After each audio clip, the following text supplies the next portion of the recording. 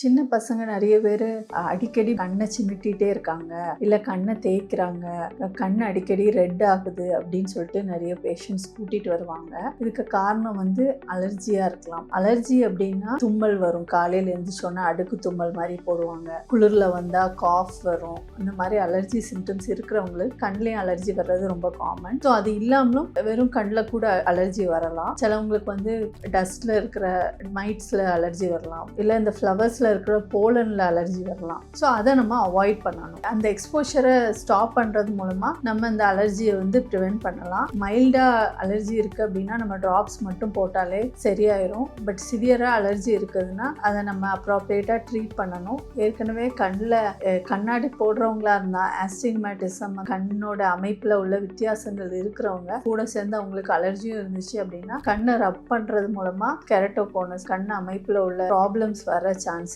இருக்கு. ஸோ ஏற்கனவே கண்ணாடி போடுறீங்க, கூட உங்களுக்கு அலர்ஜி இருக்கு அப்படின்னா நீங்கள் கண்டிப்பாக இந்த அலர்ஜியை ட்ரீட் பண்ணணும்.